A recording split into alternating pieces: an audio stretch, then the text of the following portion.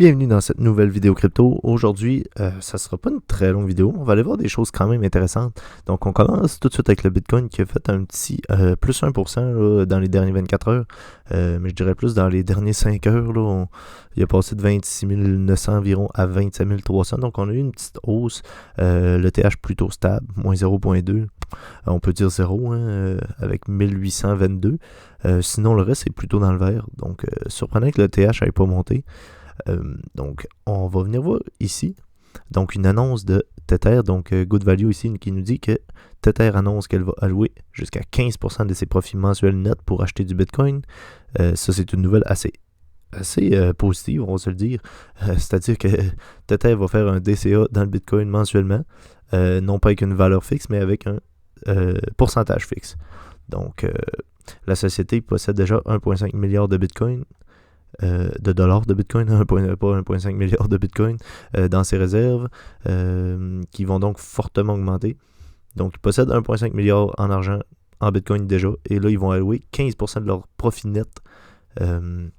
Donc, la compagnie Tether fait des rendements chaque mois, avec les transactions, avec tout plein de choses, et ils vont allouer 15% de ces profits nets-là, donc, au Bitcoin. De quoi, lui, il nous dit de quoi entraîner la prochaine jambe haussière. Ben, ça peut clairement être une annonce qui fait monter le marché. Donc, à suivre. Si on vient voir ici, on a un graphique qui nous montre le prix du Bitcoin en noir. Et on a ici en jaune, donc une courbe qui nous montre les tokens, donc pas les tokens, les pièces de Bitcoin donc, qui sont gardées ou qui viennent d'être achetées donc, sur une courte durée, donc qui sont pas dans le profit. Mais dans le fond, quand tu es dans cette zone-là, tu as moins de chances d'être en profit. Donc, quand la ligne jaune, c'est très dur à expliquer. Quand la ligne jaune est dans le rouge, tu as moins de chances d'être en profit si tu achètes à partir de cette zone-là. Donc, c'est très dur à expliquer. Là. Sinon, à l'inverse, dans la zone verte, quand tu es dans le bas ici, donc c'est quasiment sûr que tu vas être en profit dans les mois futurs. Là. Donc, si tu avais acheté ici, dans le vert, ben, tu aurais eu tout ça de profit. Donc, ensuite de ça, une fois que tu es sorti du vert, on a eu comme une légère baisse. Genre d'accumulation qui était cette zone-là d'accumulation du prix en noir. Ici, la même chose, on est comme venu un petit peu osciller ici, là, qui était environ dans ces zones-là. Donc, on a eu tout ça. Tandis que quand on voit les pics ici, là, c'est vraiment les zones d'achat. Donc, quand on a rentré ici dans la zone rouge, on était environ ici. Donc, à ce moment-là, il y a toujours possibilité de faire des gains, mais beaucoup moins de chance. Donc, c'est ça que j'essaie de dire avec l'indicateur. Donc, j'ai eu de la misère à le dire, mais on a réussi.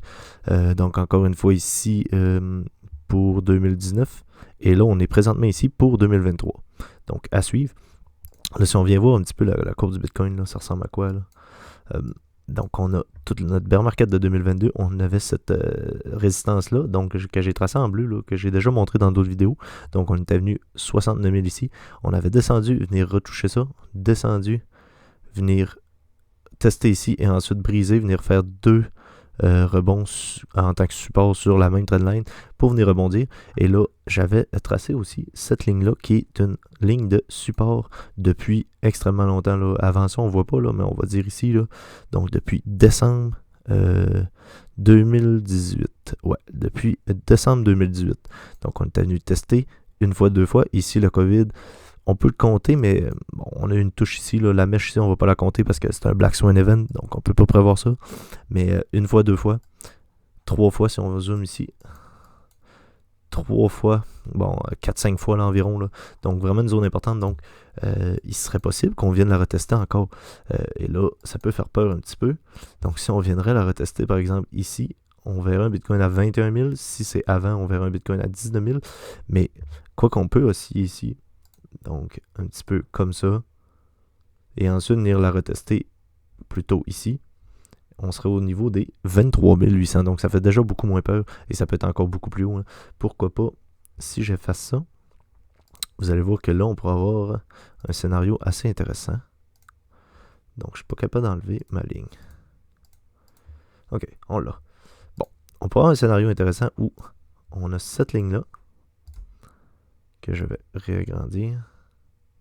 Comme ça, on va la bloquer. Et celle-là, que je vais remonter comme ça. Environ, là.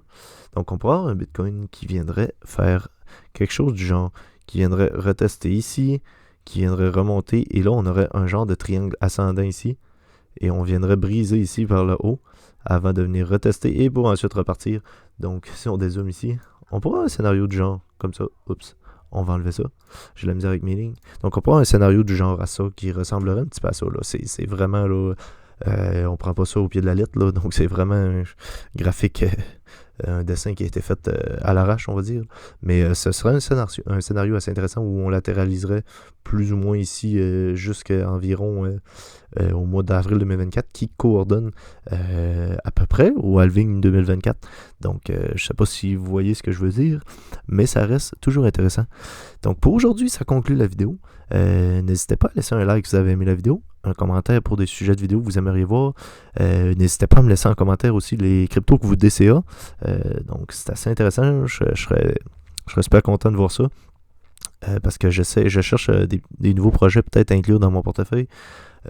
Laissez-moi savoir donc les projets que vous DCA ou que vous achetez, pas obligé de DCA. Sinon, abonnez-vous aussi pour suivre la chaîne. Et nous, on se revoit dans une prochaine vidéo. Donc, d'ici là, prenez soin de votre portefeuille. Bye.